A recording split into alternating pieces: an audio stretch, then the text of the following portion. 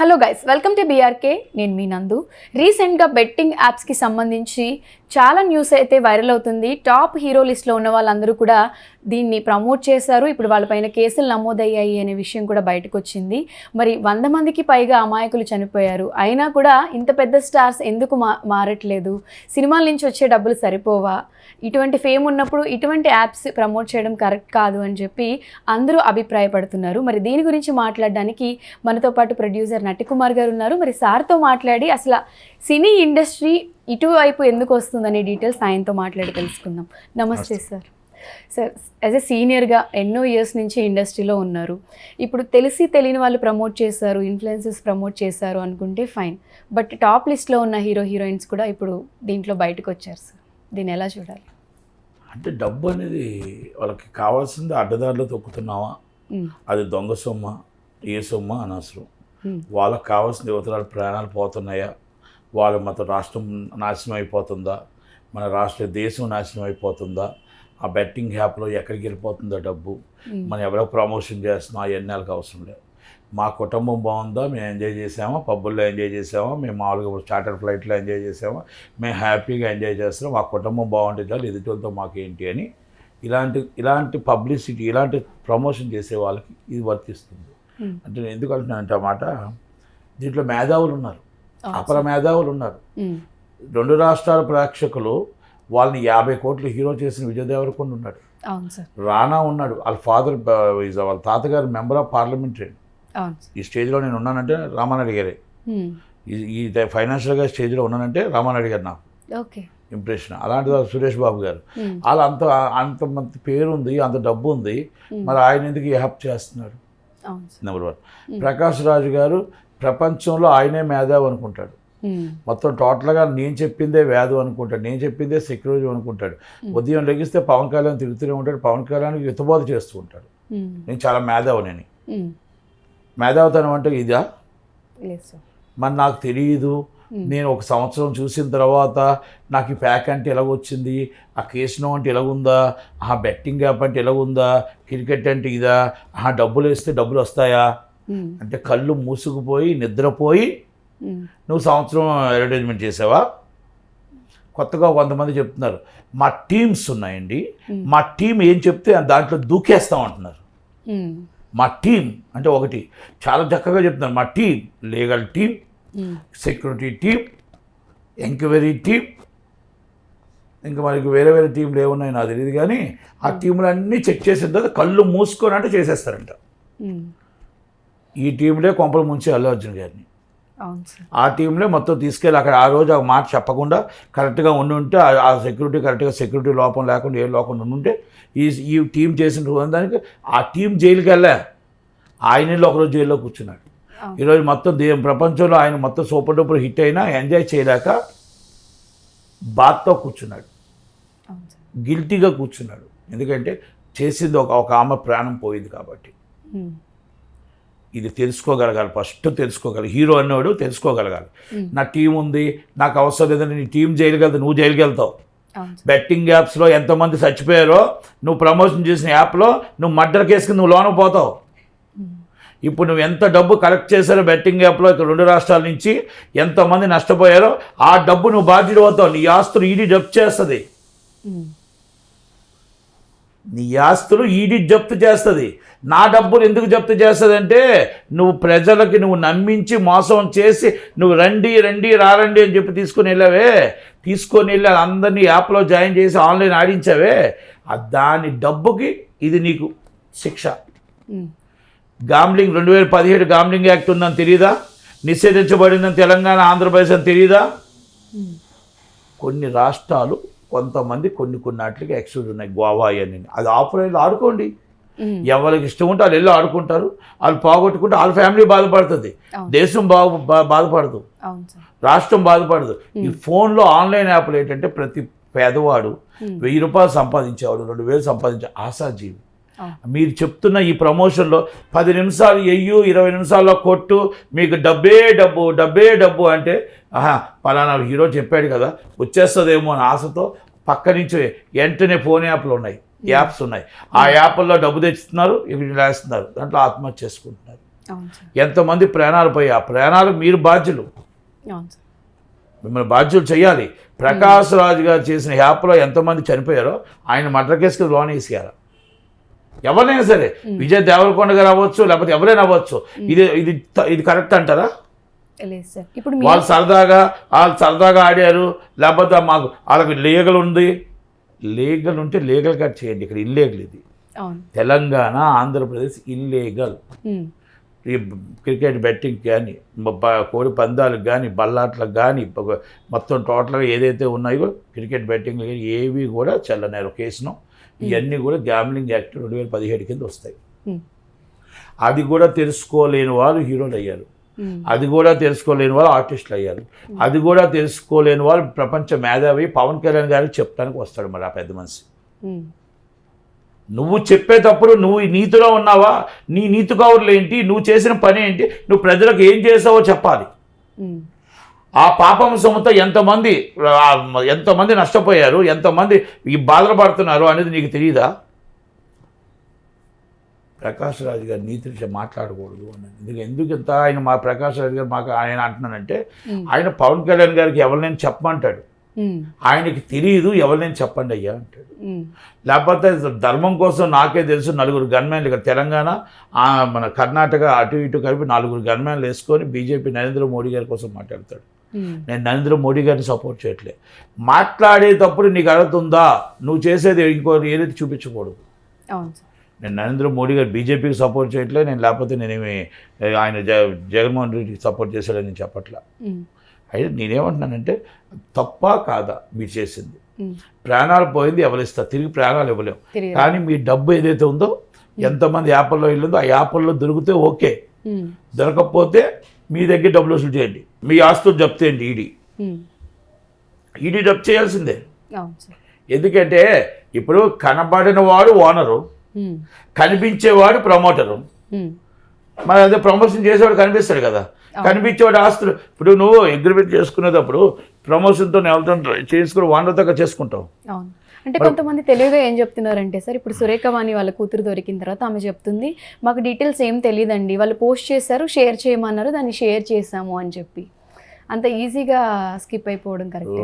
ఒక మాట అండి, నేనేం మాట్లాడుతున్నాను ఇప్పుడు 10 సార్లు మనం మాట్లాడకూడదు, కానీ చదువు రాదా, చదువు లేదా? నేను 1వ క్లాస్ చదవలేదు, నాకే ఉంది, నేనే చెప్పగలుగుతాను. 1వ క్లాస్ కూడా చదవలేదు నేను, మరి నేనే చెప్తున్నా. మరి ఆ అమ్మాయికి చదవలేదా? ఇప్పుడున్న స్టూడెంట్స్ చదవలేదా? మరి అవన్నీ మరి ఇప్పుడు అది కాదు, అందరూ పబ్లిక్ వెళ్తున్నారు, అందరూ టోటల్గా అన్నిటిలోని కూడా ఇన్స్టాగ్రామ్స్ ఫాలోవర్స్, మొత్తం ఫేస్బుక్లో ఫాలోవర్స్, మొత్తం ఏమున్నాయో మొత్తం టోటల్ సోషల్ మీడియా అన్నీ వాడేస్తున్నారు. మరి మాకు ఏం తెలియదంటే ఎలా? అంటే ఇప్పుడు జైలుకి వెళ్తున్నప్పుడు తెలియదని అంటారు, బాగానే ఉంటుంది, కానీ ఆ ప్రాణం పోయినప్పుడు ఆ కుటుంబం ఎంత బాధపడుతుంది. అంటే నేను మీ వల్ల అవుతుందా లేకపోతే ఇంకోళ్ళ వల్ల ఉంది? మీరు చేసిన ప్రమోషన్ వల్లే నష్టం వచ్చింది. మీరు చేసిన ప్రమోషన్ వల్ల చైన్ దొంగతనాలు జరుగుతున్నాయి, మీరు చేసిన ప్రమోషన్ వల్ల బళ్ళు దొంగతనాలు జరుగుతున్నాయి, మీరు చేసిన ప్రమోషన్ వల్ల బ్యాంకు దోపిడీలు జరుగుతున్నాయి, మీరు చేసిన ప్రమోషన్ వల్ల మర్డర్లు జరుగుతున్నాయి, మానభంగాలు జరుగుతున్నాయి, సుపారీలు జరుగుతున్నాయి. ఎందుకు జరుగుతున్నాయి అంటే, ఈ యాప్లో 1 లక్ష పోతే 2 లక్షలు సంపాదించాలంటే ఏది చేసైనా డబ్బు సంపాదించి అక్కడ యాప్లో డబ్బు సంపాదించేద్దాం అన్న ఒక మెంటల్గా ఫిక్స్ అయిపోయి వాళ్ళు ఏదైనా చేసేస్తున్నారు. డ్రగ్స్ అమ్ముతున్నారు, గంజాయి అమ్ముతున్నారు, ఇలా అందరి డబ్బు యాప్లోకి వెళ్తుంది.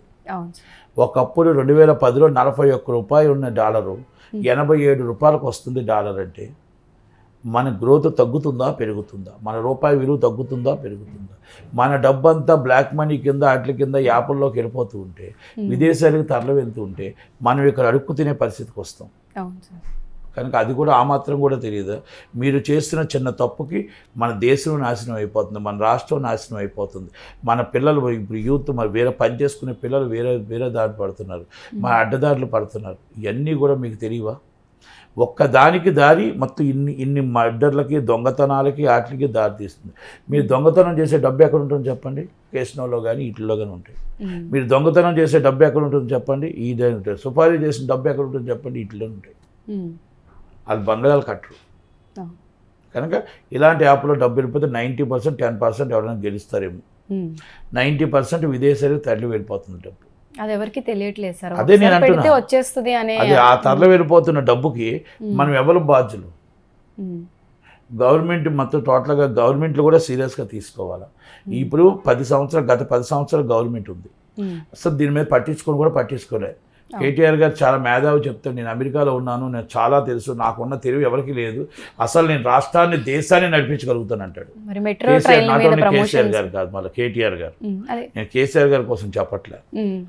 కేసీఆర్ గారు వచ్చిన వెంటనే ప్యాకెట్ బంద్ చేశారు. మరి ఈ హ్యాపర్ ఎందుకు బంద్ చేయలేపారు? ఎందుకంటే ఇన్ఫ్లుయెన్స్డ్ ఈజ్ కేసీఆర్ గారిది కేటీఆర్ గారి మీద ఉంది. అందుకని ఆయన ఎందుకంటే అంత బ్రో అనుకుంటూ వెళ్తుంటాడు ఇవన్నీ. అంటే ఇవన్నిటి వల్ల 10 సంవత్సరాలు దీని జోలికి వెళ్ళలేదు. ఫస్ట్ డ్రగ్స్ ఉందని సినిమాలు అందరినీ తీసుకెళ్ళి ఎంటికలు కట్ చేసి లైన్ పెట్టి సినిమా టికెట్లలో లైన్లు కట్టినట్టు కట్టించారు. 4 సంవత్సరాల తర్వాత క్లీన్ చిట్ ఇచ్చారు. అంటే ఇవన్నీ ఎక్కడికి వెళ్తున్నాయి?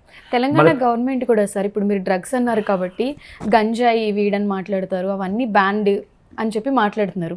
సో దానికోసం పర్టికులర్గా తయారు చేసే ప్రోడక్ట్స్ ఏవైతే ఉన్నాయో ఎట్ ప్రెజెంట్ ఇప్పుడు జెప్టో కానీ బ్లింకిట్ కానీ వాడేవాళ్ళు చెప్తున్నారు ఈ రోల్స్ అనేవి పర్టికులర్గా వాటికే వాడతారు. అది బ్యాన్ చేసినప్పుడు ఇది లీగల్గా ఎందుకు అమ్ముతున్నారు అంటే ఇది కూడా బ్యాన్ చేయాలి కదా అని. అంటే గవర్నమెంట్ కూడా దీంట్లో ఫెయిల్ అయిందని మాట్లాడుకోవాలా సార్? గవర్నమెంట్ ఛాన్స్ ఇవ్వబట్టి, డిపార్ట్మెంట్ ఛాన్స్ ఇవ్వబట్టి యాప్లు నడుస్తున్నాయి. మీకు గవర్నమెంట్ డిపార్ట్మెంట్లు నడకపోతే అవి ముయ్యాలంటే టిక్ టాక్ మూసాం కదా. అవును. మరి ఇది ఎందుకు ముయ్యలేం? టిక్ టాక్ ఎవరిని అహంకారం చేయట్లే, మరి ఇది ఎందుకు ముయ్యలేకపోతున్నాం? దేశం ఎందుకు సపోర్ట్ చేయట్లేదు? సెంట్రల్ గవర్నమెంట్ బీజేపీ ఎందుకు సపోర్ట్ చేయట్లేదు? స్టేట్ గవర్నమెంట్ ఎందుకు సపోర్ట్ చేయట్లేదు? స్టేట్ గవర్నమెంట్లో మనం నిషేధించబడిన యాప్లు ఏమేమి ఉన్నాయి అన్ని కలిపి రికమెండ్ చేసి ఇది క్లోజ్ చేయండి. ఎందుకు చేయరు? యూట్యూబ్ ఛానల్ మనకు కొన్ని నిషేధించబడింది కదా, కొన్ని అలాంటివన్నీ అవుతున్నాయి కదా, అలాంటప్పుడు మీరు ఎందుకు చేయరు? అంటే గట్టిగా ప్రశ్నించే వాళ్ళని లేరు. అంటే ఇది కూడా ఇస్ అ ప్లేజ్ డ్రామా. అంటే మొత్తం మీరంతా వేసుకోండి బ్రేకింగ్ న్యూస్, ఇప్పుడే కారు దిగింది, ఇప్పుడే కారు ఎక్కారు, ఇప్పుడే వచ్చారు, 15 రోజుల తర్వాత మీది కూడా కనబడుతుంది, ఇంకో ప్రోగ్రామ్ వస్తుంది, ఆ ప్రోగ్రామ్ వెళ్ళిపోతుంది. మీ టీవీల వాళ్ళ కోసమే ఈ ప్రోగ్రామ్ పెట్టారు. అంటే పని చేయట్లేదు గవర్నమెంట్ అనుకోకుండా ఈ అరెస్ట్లు పని చేయట్లేదు అంటానికి మరి మీరేమైనా ప్రాసెస్ ఇస్తున్నారా? 10 రోజుల తర్వాత మీరు కూడా ఇంకో ప్రోగ్రామ్కి వెళ్ళిపోతున్నారు కదా. ఆ ప్రోగ్రామ్ ఏమైందని ఎప్పుడు అడిగారా? నేను నా సినిమాలో అడిగాను, నేను భైరవ సినిమాలో నేను మొత్తం టోటల్గా పాత రీకనెక్షన్ అని చెప్పేసి మొత్తం పాత కేసులన్నీ మేము అడిగాం. అంటే అది కూడా మేము తీసాం భైరవ సినిమాలో. అంటే ఎందుకు ఆ కేసులు మనుగడ లేకుండా పోతున్నాయి అంటే మనం టీఆర్పీ రేటింగ్ కోసం మనం వెళ్ళిపోతున్నాం. పోలీసు వాళ్ళు ఎందుకు పట్టించుకోవట్లేదు? ఒక ఎఫ్ఐఆర్ చేస్తే మన బాధ్యత అయిపోతుంది అంటారు. కాదు, ఆయనకి శిక్ష పడిన దాకా మన బాధ్యత అవ్వదు, అవతల వాడు మన సంస్థలు మూసిన దాకా మన బాధ్యత అవ్వదు. ఇవన్నీ కూడా మనం కూడా ప్రోత్సహించాలి. ఇప్పుడు మనకి ఏంటంటే ఈ 3-4 రోజులు ఏదో అడవుడు చేస్తున్నాం, మళ్ళీ ఇప్పుడు ఇది అయిపోయిన తర్వాత మీరు వస్తారు దీనికోసం మాట్లాడదాం సార్. మాట్లాడాలనుకుంటే ఇప్పుడు మనం ఎంత గట్టిగా ఫైట్ చేసినా కూడా మేనేజ్మెంట్ ఒప్పుకోదు. నేనేమంటానంటే ఇది అయిపోయిన వెంటనే మేము మేనేజ్మెంట్ ఇంకొకటి తీసుకురాం, మనకు టీఆర్పీ కావాలి, దీనికోసం మాట్లాడితే రోజు 10 మంది చూడరు, చూసేవాళ్ళు కూడా ఉండరు. ఇది వాస్తవం మాట్లాడుకోవాలి మనం, రియల్గా చూసేవాళ్ళు కూడా ఉండరు. మీరు మంచి మాట్లాడుతూ ఉంటారా? బాబు హెల్మెట్ పెట్టుకోండి అమ్మా, ప్రాణానికి హానికరం, మీరు హెల్మెట్ పెట్టుకొని వెళ్ళకపోతే చచ్చిపోతారు బాబు, చక్కగా చూడండి బాబు అంటే ఎవరు పట్టించుకోరు. మైకుల్లో ఆడి ఎండలో చెమటలో వస్తా కానిస్టేబుల్ మాతో హెల్మెట్ పెట్టండి అయ్యా అంటే ఎవరు ఆడు ముఖం కూడా అది రోజుకునేదే కదా అంటారు. ఒకటి కత్తి పట్టుకొని అని అలాగే చూస్తే వాళ్ళు అలా ఉండిపోయి అలాగే చూస్తుంటారు. ఏం చేస్తారు? ఎవరిని పొడి చేస్తారు? అటు పొడి చేసినా పర్లేదు కానీ ఎవరిని పొడిస్తారో చూద్దాం. ఇంట్రెస్టింగ్. అంటే అక్కడ ప్రాణం పోతుందని కాదు, ఎవరి పోనిస్తారో చూద్దామని ఆతృత. అది మొత్తం ఒక ఫోన్ తీసుకొని చంపిన కాపాడరు. అది ఎవరు చంపుతాడని చూస్తే ఫోటో తీస్తారు, వీడియో తీస్తారు. ఆ పరిస్థితుల్లో ఉన్న జనాలు, ఆ పరిస్థితుల్లో మీరుగా నేనుగా నేను చేయలేము, కానీ అలా ఉన్నారంటున్నాను. మంచి చూడరు, చెడే చూస్తారు. ఒకప్పుడు స్వాతంత్ర్యం సినిమా చూస్తారు, ఇప్పుడు స్వాతంత్ర్యం సినిమా చూస్తారా? పుష్ప సినిమా చూస్తారు. అంటే స్వాతంత్ర్యం నుంచి పుష్పకు వచ్చారు. అది మంచి సినిమా చూడటానికి వస్తారో రారు. మంచి సినిమా అంటే వాళ్ళ దృష్టిలో గంధపు చెక్కలు. మంచి సినిమా అంటే ఒక మనుషులను చంపడం, ఒక రక్తం బయట ఏర్లే పారడం మంచి సినిమా. కొంతమంది అంటే మనకు నార్త్ ఇండియాది మనకు వచ్చింది. నార్త్ ఇండియా వాళ్ళు ఎప్పుడు కూడా మాస్ సినిమాలో చూస్తారు, అదే మనకు వచ్చింది. ఇప్పుడు ఎక్కడ చూస్తున్నారు? ఇప్పుడు మీరు అన్నట్టు మీరు తీసిన సినిమాలో ఎగ్జాంపుల్ చూసుకుంటే అప్పట్లో వచ్చిన ఫ్యామిలీ స్టోరీస్ కానివ్వండి, ఒక మెసేజ్ ఓరియంటెడ్ మూవీస్ ఉండేవి. ఇవి మా 90s కిడ్స్లో మేము కొంతమంది అనుకుంటూ ఉంటాం సార్, అంటే ఆ స్టోరీస్ ఆ కైండ్ ఆఫ్ మూవీస్ ఇప్పుడు ఏం రావట్లేదు, అంత ఫీల్ అదే ఉండేది. అంటున్నాను. ఇప్పుడు మాకు కొలవర్తి ఒక్కటే ఆడుతుంటుంది. తర్వాత ఇప్పుడు మేము భైరవ తీసాం, చట్టం తీసాం. చట్టం కసబ్ది మేము తీసాం. కసబ్ని ఎలా మన దేశానికి ఎలాంటి వాడు బతకూడదు అని తీసింది ఫస్ట్ నేనే సినిమా.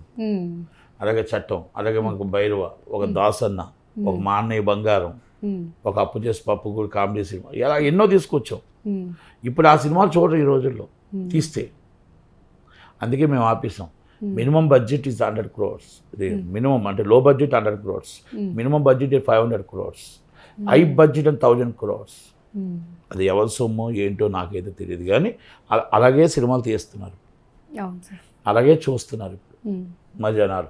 పెద్ద సినిమాలు ఎవరు, చిన్న సినిమాలు ఎవ్వరు చూడట్లేదు. ఇవాళ సినిమా నిన్న పెళ్లికాని ప్రసాద్ అని సినిమా తీశారు, సప్తగిరి సినిమా. మొత్తం థియేటర్లో ఒకటి జనాలు లేరు, అన్ని థియేటర్లో ఖాళీ, మొత్తం ఒక టికెట్ లేదు, అన్ని నో షోలు పడ్డాయి. మరి ఆయన రెమ్యునరేషన్ ఎంత? ఆయన కూడా మాట్లాడతాడు, అది కాదు, ఆయన కూడా మాట్లాడతాడు. ఆయన సినిమా ఒక థియేటర్లో ఆల్రెడీ తీశారు. దిల్ దోబా అని ఒక సినిమా ఉంది, ఫస్ట్ డే సెకండ్ డే తీసేశారు సినిమా. మరి వాళ్ళు కూడా 14 కోట్లు, 15 కోట్లు, 20 కోట్లు. వీళ్ళందరూ ఏంటంటే మొత్తం టోటల్గా జనాలు థియేటర్లో, మీ జనాలు మప్పించుకోలేరు, జనాలు థియేటర్ రాలేరు. ఎందుకు 10 మంది మీకు రావట్లేదు జనాలు? ఎంత హై బడ్జెట్ ఉంటే అంత పెద్ద సినిమా అన్నట్టు ఫీల్ అవుతున్నారు జనాలు. అంటే మీరు జనాల్ని ఆకర్షించలేకపోతున్నారు, ఫెయిల్ అయిపోయారు. అందుకే మేము చిన్న సినిమాలు ఎందుకు మానేసామంటే, ఇప్పుడు చిన్న సినిమా తీస్తే ఇక్కడ వీళ్ళ కాళ్ళు కూడా కూర్చోవాలి, కాళ్ళు మొక్కాలి, అన్నీ చెయ్యాలి, మా జీవితాలు నాశనం చేసుకోవాలి, అన్నీ నిర్మాత అనేవాడు ఇలా కూలి. ఈ హీరోలకి, ఇప్పుడున్న హీరోలకి నిర్మాత అని పేరు పోయింది. నిర్మాత అనేవాడు కూలి, క్యాషియర్ కూడా లేడు. క్యాషియర్ కూడా మళ్ళీ వాళ్ళకి అప్ చెప్పారు, ఆ హీరో తాలూకు కూడా అప్ చెప్పారు క్యాషియర్ కూడా. ఎందుకు క్యాషియర్ అప్ చెప్పాలని అంటే, ఒకప్పుడు క్యాషియర్ అని నిర్మాతకు ఉండేది. ఆ డబ్బులు నువ్వు వాడేస్తే ఎంత బడ్జెట్ అయ్యా? 100 కోట్లు. బ్యాంకులో వేసావా? నువ్వు పో అక్కడికో, ఆ మూల కూర్చొని తిను. మళ్ళీ నష్టపోతే ఆ నిర్మాత వస్తాడు, ఈ ఇల్లు జప్తు చేయడానికి, ఆస్తులు పోవడానికి, కార్లు పోవడానికి. కానీ వీళ్ళు మాత్రం ఎంజాయ్ చేస్తారు. అంటే ఈ పరిస్థితుల్లో సినిమా ఇండస్ట్రీ ఉంది. మళ్ళీ ఈ పరిస్థితుల్లో వీళ్ళు ఇలా ప్రమోట్ చేయడం, ఇవన్నీ ఎంత దాకా కరెక్ట్? అంటే నేను ప్రమోషన్ చేసేది విజయ్ దేవరకొండ గారిని కానీ, నేను అన్నాను కానీ, మీకు ఏంటి, దేవుడు మీకు ఇచ్చాడు, తెలుగు ప్రేక్షకులు అందరూ మీకు 50 కోట్ల హీరోని చేశారు, అందరూ ఎక్కిచ్చారు. వాళ్ళ ప్రాణాలు పోవటం కదా, వాళ్ళ ప్రాణాలు కాపాడడానికి మనం చూడాలి, మన రాష్ట్ర భవిష్యత్తు మనం చూడాలి, మన దేశ భవిష్యత్తు మనం చూడాలి. మంచి చేయడానికి చెడు చేయొద్దు, మంచి చేయకపోయినా పర్లేదు, చెడు చేయకూడదు. ఇప్పుడు ఇవన్నీ ఆలోచించుకోండి. బాలకృష్ణ గారు ఉన్నారు, చిరంజీవి గారు ఉన్నారు, వాళ్ళు ఇంతకుముందు చిన్న పొరపాటు జరిగితే ఇమ్మీడియట్గా రెక్టిఫై చేసేసుకున్నారు. సరే, ఇప్పుడు అన్స్టాపబుల్ షోలో కూడా ఈ బెట్టింగ్ యాప్స్ ప్రమోట్ చేశారు, దాన్ని చూసి సూసైడ్ చేసుకున్న వాళ్ళు ఇప్పుడు కంప్లైంట్ పెట్టారు. దాంట్లో ఇప్పుడు బాలకృష్ణ గారిని కూడా రీసెంట్గా ఇన్వాల్వ్ చేశారు సార్. అంటే ఆయనకి ఎంతో సీనియారిటీ ఉంది, ఎంతో పెద్ద కుటుంబం నుంచి వచ్చారు, అంటే ఆయన కూడా దీంట్లో ఇన్వాల్వ్ అయ్యారు కదా. ఒకటండి, అలా బెట్టింగ్ యాప్స్ ఎవరు చేసినా తప్పే. అది బాలకృష్ణ అయితే ఏముంది, చిరంజీవి గారు అయితే ఉంది, ఇంకోళ్ళు అయితే ఉంది, ఎవరైనా తప్పే.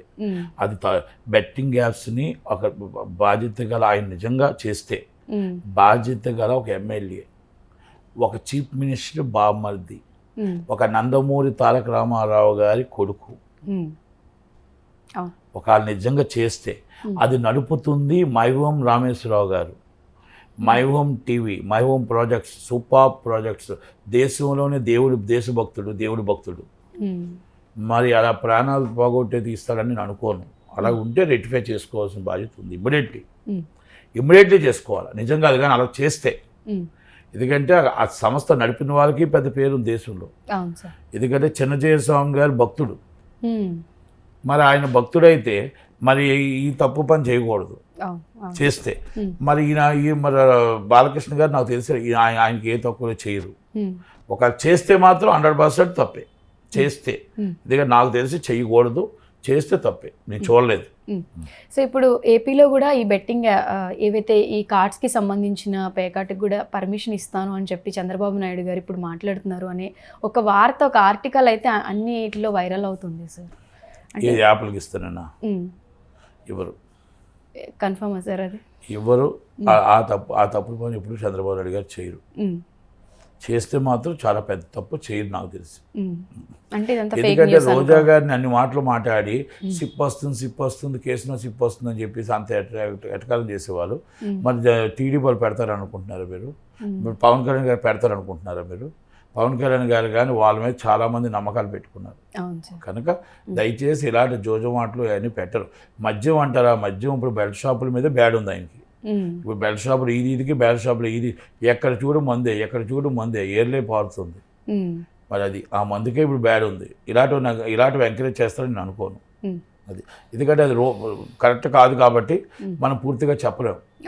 ఇప్పుడు వినికిడి బోల్డ్ వస్తాయి, దాని గురించి చెప్పలేము. ఓకే సార్, ఇంత ఎక్స్పీరియన్స్ ఉంది, ఇంత సీనియర్గా, అసలు దీంట్లో ఇండస్ట్రీలో కానివ్వండి అండ్ దీనికి సంబంధించిన మార్పులు రావాలంటే అసలు మీరు ఏం సజెషన్స్ ఇస్తారు? ఇండస్ట్రీలో మార్పులు రావాలా, లేకపోతే జనాల్లో మార్పులు రావాలా, పొలిటికల్లో మార్పులు రావాలా? ఇండస్ట్రీలో మార్పుల గురించి, ఎందుకంటే ఇన్ని సినిమాలు తీసిన ప్రొడ్యూసర్గా మీరే చెప్తున్నారు ఇప్పుడు మేము ఏం చేయలేకపోతున్నామమ్మా, ఇది అంతా మారిపోయింది అని చెప్పి. అంత సీనియర్గా ఉన్న మీరే దీన్ని లైట్ తీసుకుంటే అసలు తెలుగు వాళ్ళకి తెలుగు ఇండస్ట్రీలో స్పేస్ ఉంటుందా సార్ ఇన్ ఫ్యూచర్లో? ఫస్ట్ మమ్మల్ని నాశనం చేసింది, మా సంస్థలు నాశనం చేసింది పొలిటికల్ పార్టీస్. మా సినిమా ఇండస్ట్రీని సర్వనాశనం చేసేసింది ఈ 10 సంవత్సరాల్లో టీఆర్ఎస్, అక్కడ జగన్మోహన్ రెడ్డి గారు, ఇక్కడ చంద్రబాబు నాయుడు గారు. ఎందుకు ఆ మాట అన్నానంటే, first organization is valuable. Organization joint secretary, నేను ఇంతకుముందు చైర్మన్గా ఉండేవాడిని. అంటే ఆర్గనైజేషన్లో చిన్నవాడా పెద్దవాడా గొప్పవాడా కాదు, ఒక ఛాంబర్కి ఏదైనా గవర్నమెంట్ నుంచి అఫీషియల్గా ఛాంబర్కి రావాలి. ఛాంబరు, కౌన్సిలు, ఫెడరేషను అందరూ కలిపి దాన్ని డిస్కస్ చేసుకొని ప్రతి ఒక్క విషయం, పెద్దవాళ్ళు ఎవరైతే ఉన్నారో చిరంజీవి గారు, బాలయ్య బాబు మొత్తం అందరూ ఉన్నారో, దాసనారాయణ గారు లేరు కాబట్టి మా అందరినీ కూర్చొని మాట్లాడి ఒక మంచి సమిష్టి నిర్ణయం, చిన్నవాళ్ళని పెద్దవాళ్ళని కలుపుకొని ఒక సమిష్టి నిర్ణయం తీసుకొని గవర్నమెంట్ దగ్గరికి వెళ్ళేవాళ్ళు ఒకప్పుడు. ఇప్పుడు డైరెక్ట్గా ఫోన్ చేసి వాళ్ళనే పిలుచుకుంటున్నారు. మన ఎఫ్డీసీ చైర్మన్ దిల్రాజు 30 మందిని పిలుచుకున్నాడు, తక్కువ అందరూ వదిలేశాడు. అంటే ఇక్కడ కూడా విభజించు పాలించు ఉంది, విభజించు పాలించు చేస్తున్నారు. మరి విభజించి చేసినప్పుడు మరి ఇంకెవరు మాట్లాడాలి?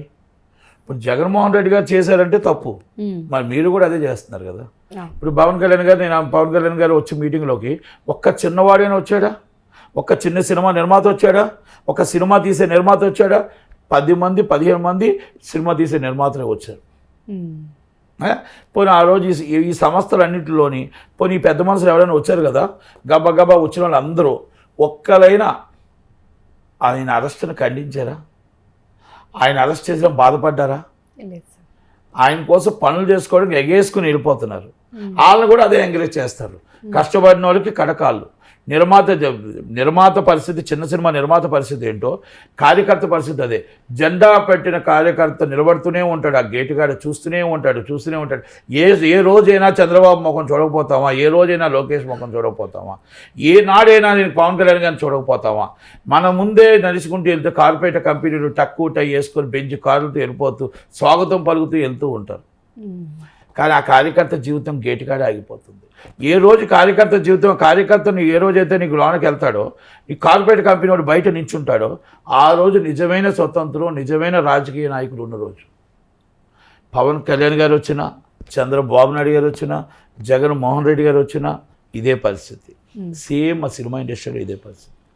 మేము ఎంత చేసినా, ఎన్ని ఆర్గనైజేషన్ చేసినా అక్కడికి వెళ్ళేది ఆ కార్పొరేట్ కంపెనీలే, అంటే ఆ పెద్దోళ్ళే, ఆ 5గురే, ఆ 6గురే.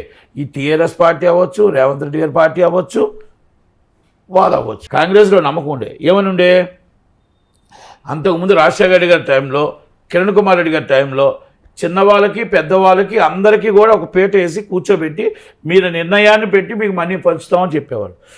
నా కోసం 1 అవర్ ఆపారు. డికే అరుణ్ గారు, సమాచార గారు, cinematography minister, chief minister Kiran Kumar Reddy garu 1 hour ఆపి నటికుమార్ రావాల్సిందే, నటికుమార్ టికెట్ రేట్లు పెంచడానికి అడగాల్సిందే. నేను అప్పుడు ఎక్స్ప్లెయిన్ చేశాను, నా తరపు నుంచి, చిన్నవాళ్ళ తరపున నేను ఎక్స్ప్లెయిన్ చేస్తే, మీరు 100 రూపాయలు టికెట్ పెంచుతాక మాకు 50 రూపాయల టికెట్ ఉంది ఇక్కడ, మా సినిమా ఎవరు చూస్తారు, మీరు మాతో పాటు ఆల్రెడీ రేటు పెంచమని 2 వారాలు పెంచుకోండి, కానీ మా చిన్న సినిమా థియేటర్లు మాకు రేటు ఉంచండి. కానీ రేటు పెంచడానికి లేదు. రేటు పెంచడం వల్ల అలా సినిమా జనాలు వదులుతారు, మాది ఎందుకు వెళ్తారు సినిమాకి అని మేము చెప్పాల్సిందంతా ఆ రోజు చెప్తే ఇమ్మీడియట్గా రిజెక్ట్ చేశారు. జీవో 100 కోర్టుకి వెళ్ళి తీస్తే కోర్టులో కూడా పోరాడి కోర్టులోంచి క్యాన్సిల్ చేయించాం. ఇలాంటివి ఎన్నో ఆ రోజు ఆ రోజు గవర్నమెంట్ కాంగ్రెస్ పార్టీ ఈరోజు ఉందా అని అడుగుతున్నా. ఎందుకంటే రేవంత్ రెడ్డి గారు నేను దిల్ రాజు గారిని పెట్టాను అంటే దిల్ రాజు గారు అన్నయ్య ఒక కార్పొరేట్ వ్యవస్థకి ఆయన ఒక నాయకుడు. ఆయనే చూసుకుంటాడు. చిన్నవాళ్ళు ఆయనకు అవసరం లేదు. ఛాంబర్ అవసరం, ఛాంబర్లో సంవత్సరం చేశాడు, ఏ ఒక్కటి చేయలే. ఆయన స్వార్థానికి చేసుకున్నాడు. 1-2 సార్లు బంద్ చేసి నన్ను రండి మొత్తం నేను అది చేస్తా ఇది చేస్తా అన్నాడు. విభజించాడు, పాలించాడు, 10 మందిని తీసుకుని ఒక సంస్థ పెట్టుకున్నాడు. అంటే ఇలాంటి వ్యక్తుల్ని మనం ప్రోత్సహిస్తున్నాము. నిజమైన ఛాంబర్ని, కౌన్సిల్ని మనం ప్రోత్సహించట్లేదు. అది ప్రోత్సహించిన నాడు మొత్తం సినిమా ఇండస్ట్రీ కానీ ఎవరైనా బాగుపడతారు. అందుకే నేను వేరే ఛానల్లో కూడా చెప్పాను. దాము చెప్పాడండి సెక్రటరీగా, ప్రెసిడెంట్గా ఇలాంటి యాప్లను మేము సహించము అని అన్నాడు. నట్టికుమార్ కూడా చెప్పాడు సెక్రటరీ, జాయింట్ సెక్రటరీగా. మా మాట వినేది ఎవరు? దాము మాట, నా మాట వినేది ఎవరు? మా మాట విని అయ్యో దాము గారు నట్టికుమార్ చెప్పేశాడు మనం ఈ పాటని రేపు నుంచి ఏం చెయ్యొద్దు అని వింటారా? లోనకు కూడా రాను, గేటు లోనకు కూడా మమ్మల్ని రానివారు. గేటు లోనకు కూడా అక్కడ 5 టీంలు ఉంటాయి. ఒకటి కుక్కల టీము, ఇంకో టీము, 4 టీములు ఉంటాయి. ఆ 4 టీంలో చెకింగ్ చేసిన తర్వాత 5వ టీమే మరి ఇంకా క్యూర్ టీం. అంటే వాళ్ళంతా మమ్మల్ని ఇంట్రాగేషన్ చేసి మీరు ఎందుకు చేస్తారు, మీరు ఎందుకు హీరో దగ్గరికి వెళ్తున్నారు, దేనికోసం వెళ్తున్నారు, ఏం మాట్లాడటానికి వెళ్తున్నారు, ఏం చెప్పడానికి వెళ్తున్నారు, ఆ హీరో గారికి ఏం చెప్తారు అన్నీ అడిగిన తర్వాత వాళ్ళు సాటిస్ఫాక్షన్ అయితే హీరో కలుస్తాడు మనల్ని. హీరోయిన్ కూడా అంతే. 5 టీముల తర్వాత 6వ టీము హీరోయిన్ కలుస్తుంది. అంటే ఈ పరిస్థితుల్లో ఉన్న ఇది జనాలకు తెలియాలి. ఆఖరికి తెలుస్తుంది.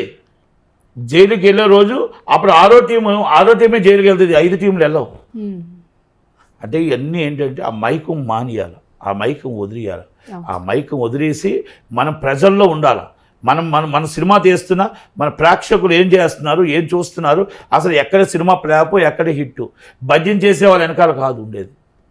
ఫోన్ వచ్చిన వెంటనే సూపర్ బాబు మన సినిమా కొట్టాం, బ్లాక్ బాస్టర్. మార్నింగ్ చూస్తే అక్కడ జనాలు ఖాళీ, మ్యాట్నీ షో ఖాళీ, బ్లాక్ బాస్టర్. ఆయనకి తెలుస్తుంది మా ఖాళీగా ఉన్న జనాలని. థియేటర్లో టికెట్లు లేవని తెలుసు. మళ్ళీ ఆయన ఎక్కడ చూసి ఫీల్ అవుతాడని మళ్ళీ వీళ్ళు ఆన్లైన్లో టికెట్లు తీసేస్తారు. 3 రోజులు ఆల్ టికెట్లు ఆన్లైన్లో బంద్. బయట వచ్చి 100 రూపాయకి రెండు తీసుకుని అమ్ముకుంటారు. అంటే ఆ హీరోని హైప్ చేయడం కోసం వీళ్ళు చేస్తున్న జీవితాలు చాలా ఇండస్ట్రీలో చాలామంది నాశనం చేసేస్తున్నాయి. ఇది నిజం నేను మాట్లాడింది. ఇది అంతరాత్మ ఇలా పెట్టుకొని ఇది మేము నట్టికుమార్ చెప్పినవన్నీ అబద్ధాలు.